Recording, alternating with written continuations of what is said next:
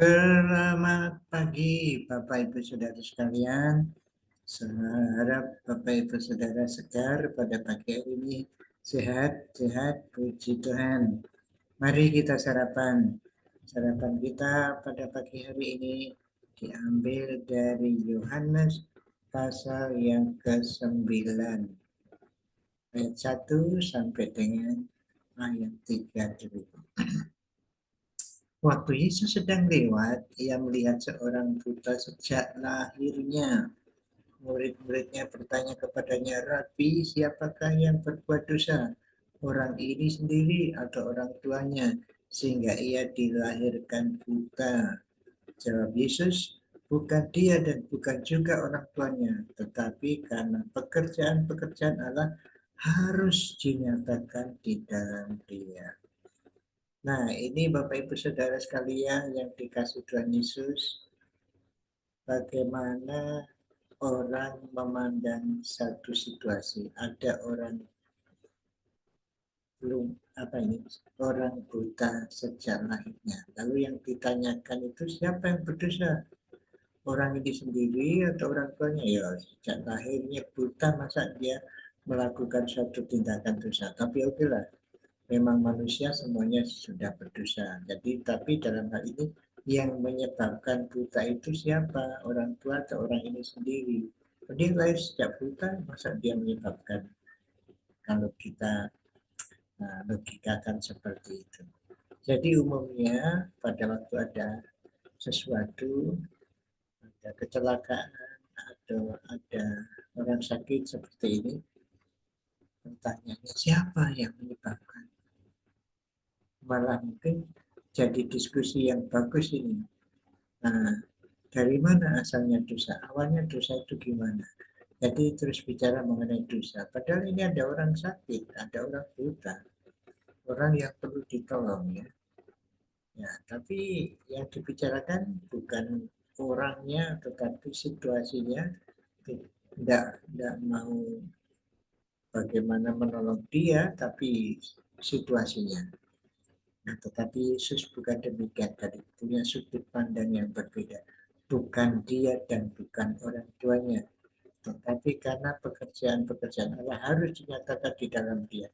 Jadi Bapak Ibu Saudara, pertanyaannya mungkin janganlah mengapa, mengapa, mengapa, mengapa. Tapi pertanyaannya, jadi bagaimana? Jadi bagaimana? Kalau ada orang sakit, jangan mengapa dia sakit, sebabnya apa dia sakit. Tapi bagaimana? Jadi bagaimana? Maksudnya adalah bagaimana menolong dia. Jadi yang dipentingkan pribadinya, bukan masalah sakit, masalah dosa. Kalau ini masalah dosa, bukan belas kasihan terhadap orang yang buta sejak lahir. Dan menarik sekali juga Tuhan Yesus mengatakan bukan dia dan bukan juga orang tuanya, tetapi karena pekerjaan-pekerjaan Allah harus dinyatakan di dalam dia. Tuhan punya rencana mengapa dia buta.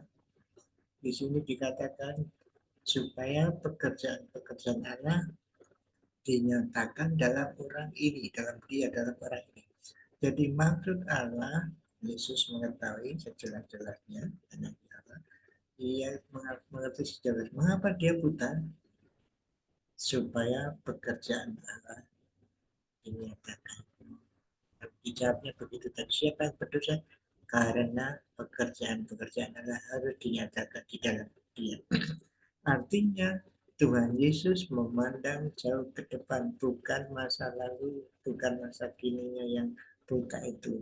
Yesus itu positive thinking dalam hal ini, bukan masa lalunya, bukan kamu orang buta, tapi masa depan orang ini yang dipikirkan oleh Yesus. Pada waktu Bapak Ibu Saudara melihat orang, jangan pikir latar belakangnya, anaknya ini, anaknya itu, anaknya orang jahat.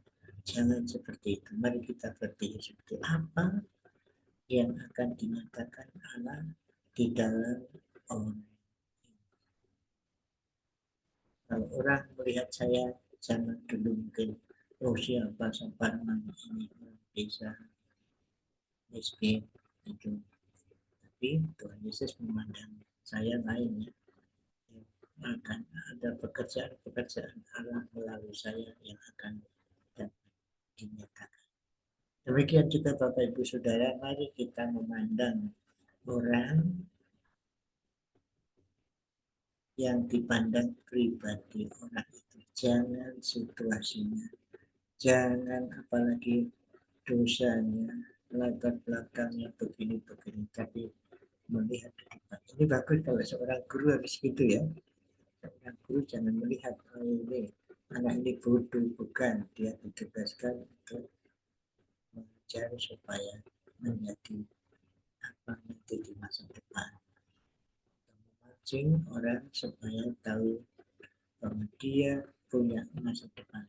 Jadi Bapak Ibu Saudara, mari sekali lagi jangan menilai orang berdasarkan latar belakangnya yang dulu. Apa maksud Tuhan di dalam orang ini?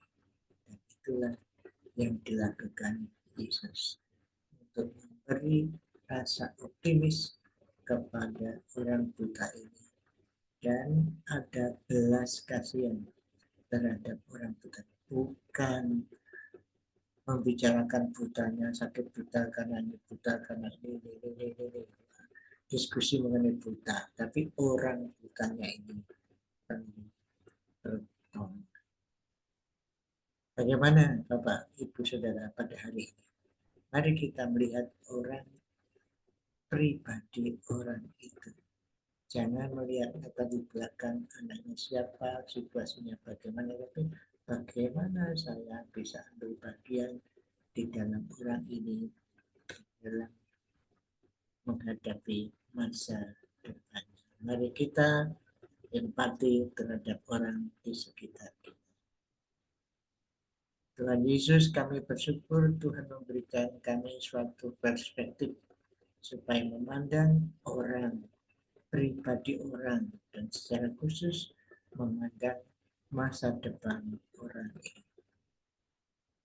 Apa yang akan dilakukan Tuhan? Apa yang akan Engkau lakukan?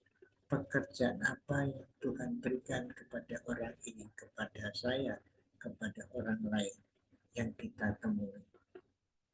Supaya kita optimis memikirkan hal-hal yang seperti itu dan positif thinking. Allah mempunyai rencana untuk setiap orang. Terima kasih Tuhan untuk memberi pandangan perspektif baru dalam hal memandang orang-orang di sekitar kami. Terima kasih dalam nama Tuhan Yesus. Amin. Selamat berkarya Bapak Ibu Saudara sekalian. Sehat dan Tuhan Yesus memberkati Bapak Ibu Saudara dan saya. Amin.